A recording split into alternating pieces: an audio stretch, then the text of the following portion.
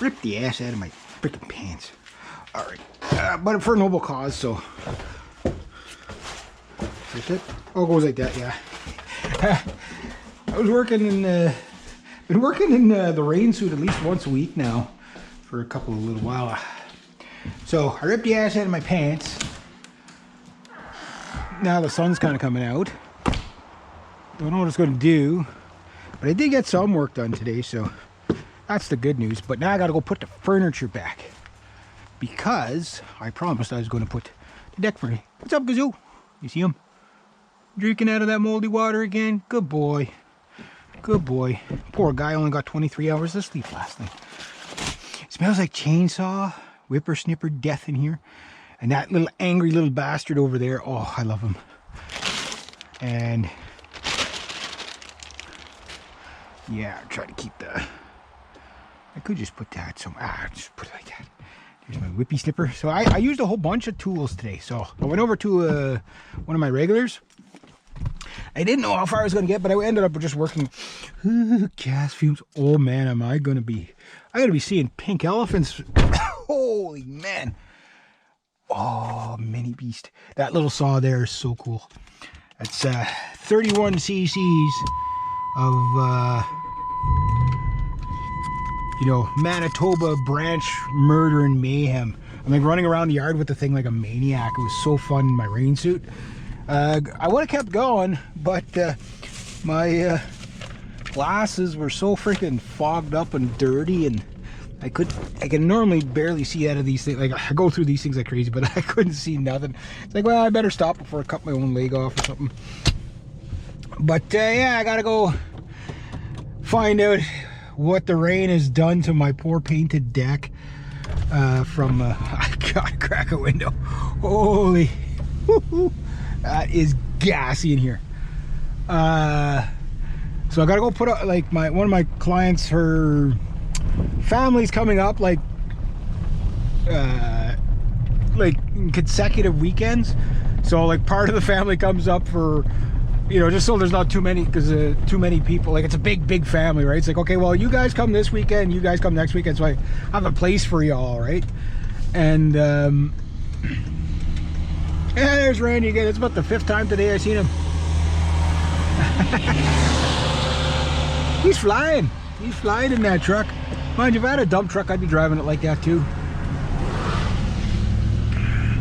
I still don't know if it's his or his son's. Doesn't matter, they both take turns driving it, so. But anyway, yeah, so I go to my client right here. I brought the Johnson RS51 brush cutter. I call it a brush hog, but brush cutter. I'm gonna take those little things out with it too. The blade was completely done, but it did do the job. But however, it bogged out on me twice and conked out on me twice. So I don't know what it's going to need. Maybe it needs a new coil. It sounded more like a carburetor issue. I mean, like I said, this thing might not have ran for 10, 15 years, right? Who knows when it was last run. But it like, if I had a new blade on there, it did do what I needed to do. So I just finished working here. And I told my client, I said, I had a dig a flower bed. Okay, with, and I started with using my, I gotta show you guys this thing. It's my great-grandfather's, or it's definitely my grandfather's, but it could be my great-grandfather's pick. So this thing's over 100 years old, and I don't know if it was my grandfather or great-grandfather who repaired the handle on it. And this thing is just pure character, but what a useful tool. Like, if you gotta dig something, like, a lot of people don't know what the use of a pick is. You know, like, it's not something you use just when you go to prison and you're on the chain gang, you know what I mean? No, it is a very good ripping tool. Great for flower beds, especially on hard soil, rooted areas, rooty areas. That thing will rip out roots like crazy if you know how to use it. And it makes shoveling 10 times easier. Like, if you're gonna shovel gravel, you got guys jumping on the shovel. Like, why are you jumping on the shovel? Use the pick, bust it up with the pick, and then it's nice and loose, and you just grab it and away you go, right? But a lot of guys don't have that experience, so they don't know that, right? Trust me, I'm getting older and I get sore a lot easier, so I try to, anything I can do to make the job easier, trust me, I'll try to do it. So I did that. soon as that was done, like last week I was pulling up that page wire fence, or that little garden fence, about 60 feet of it. I still got about another 100 feet of it to go or more, but it's not all on the ground. And I pulled that out, and that was like the stone of victory. But today was pulling a well-soiled, grown-in tarp off the ground, and when it was hot and dry, it was coming out. I should have pulled it all out that day, but I didn't. But so now things have grown in. It was almost unbudgeable. If you ever try to pull a tarp out of topsoil, you know what I mean. Like it's like you could kill yourself doing it. Like it's the most fatiguing thing you could ever do. You'll spend a half an hour just to pull up about 6 inches of it. You know what I mean? And I don't know how to get that topsoil off the top of the tarp because it's woven in. So you just got to kind of keep working it. I tried the rake, I tried the hoe, I tried the manure fork, tried everything. That's a nice canoe. Oh wow. And you guessed it, I couldn't do it, so I speed limit's not fast enough. Everybody's always in such a rush, right? Anyway, so as soon as I was done that, like I was itching to get that done. So I got the flower bed done. Nearly took out an electrical wire while I was doing it with the pick too, with the gravel pick there. I was like, ooh, scared myself there. It's like, is that a root? I was just gonna start yanking on it to rip it. And I thought, well, I'll see what it is first. And there was a hose, and then there was a wire. It's like, ooh.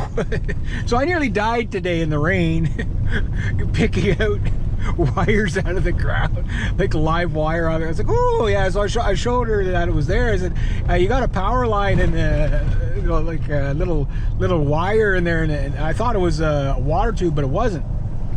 It was just somebody put the wire through a tube as well. So I was like, there's 2 wires there. So I showed her where it was anyway. So if she's digging around, she doesn't stab it with the trowel or something, you know, and you know, zap herself and zap, you know. So that, after I got that done, I grabbed a whippersnipper, did a little bit of whippersnipping, and then after I got that done, I grabbed the massive, big, bushy killing bastard, the Johnson RS51 brush cutter. Started, no problem. I mean, the sucker has a lot of compression. It's a hard starting machine. Johnsons are hard to start. They're all like that.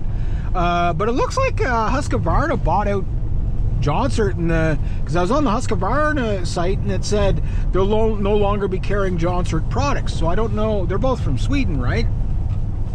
So I'm not 100% sure on this, but I'm assuming that Husqvarna bought out Johnson, and I guess so now there's only going to be still in Husqvarna, really, as the 2 big top dogs, right?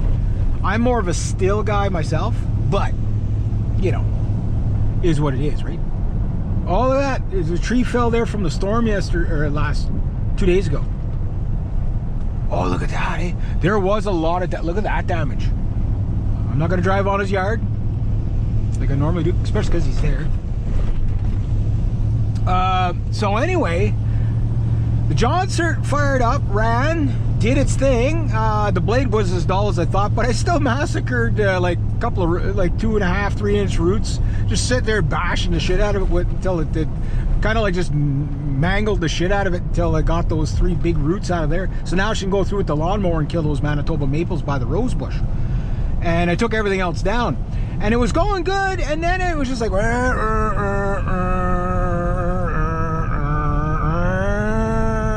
and then it died. And it did it twice, and it, yeah, so I don't know, maybe it sucked in, because like, yeah, the other day when I was running it, there was no load. It was just sitting there idling, and then, you know, me revving it, and that's it. But this, it seemed like after I started working it, it died. Oh, look at the trees down here. They must have got hit by a tail end of a tornado here.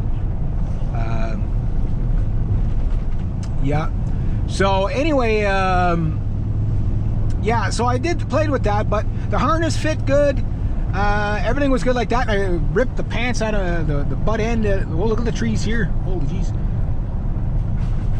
There's a lot of damage back here. This is where I got the chainsaws from. Look at how lovely that garden is.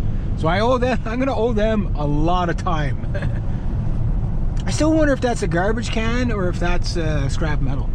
Because if it's scrap metal, I'll take it. But I don't want to take somebody's garbage can, right? Oop. So anyway, I did that, and then it started raining pretty good, so I was in the rain suit with the Johnson. I got it adjusted fairly well, so I just got to get the now what I don't know about, though, if you got anybody knows about this, I'm gonna find out eventually, but is the Johnson brush cutter a left-hand thread on that nut to take off the blade? Because I think most brush cutters are left-hand thread, right?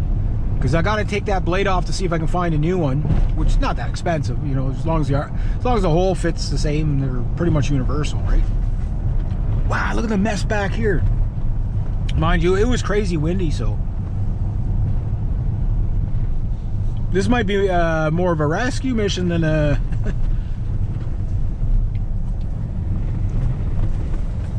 that yard's always messy, so that's not a part of the storm.